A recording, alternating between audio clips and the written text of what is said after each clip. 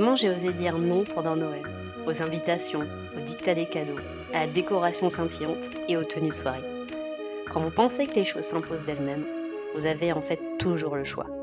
C'est comme ça qu'un jour, j'ai osé affirmer ma part de bonheur pendant la période de Noël, autrement que par les codes culturels qui ne me correspondaient plus.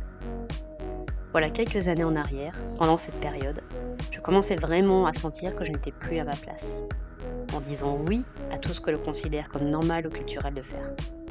Quelque chose ne résonnait pas en moi, et je devais me libérer de cette injonction.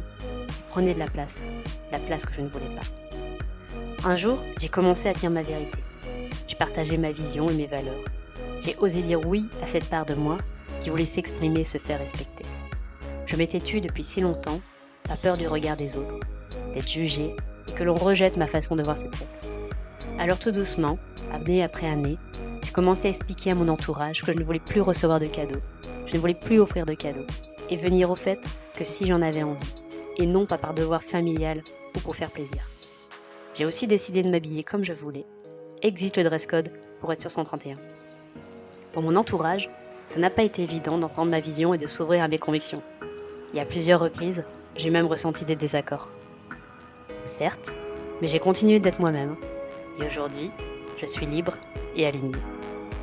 Alors c'est comment Noël pour moi ?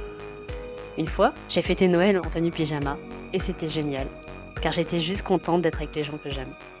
J'ai fêté Noël sans offrir de cadeau à mon chéri et c'était aussi un moment génial, car je savais tout l'amour que je recevais de lui et celui que je lui offrais toute l'année. J'ai fêté Noël en faisant une décoration juste avant de commencer le repas, avec ce que j'avais sous la main.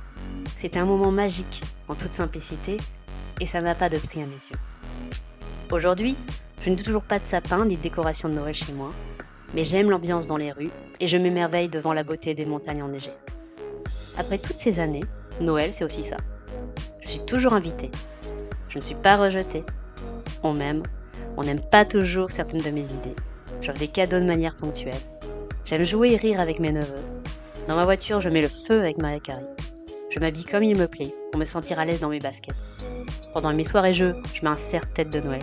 Je préfère profiter des gens, par amour que par devoir. Je vis cette période comme une occasion de s'amuser ou de s'émerveiller. J'observe ces moments, les enregistre dans ma tête, les amplifie dans mon cœur, et je reconnais leur valeur. Et vous alors ? Quelle est la part de vous que vous ne nous avez pas encore exprimée ? Comment voulez-vous vivre votre vie ?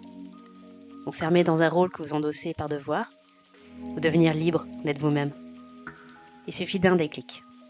Et je peux vous aider à dépasser vos peurs et oser le changement pour goûter à la liberté d'être.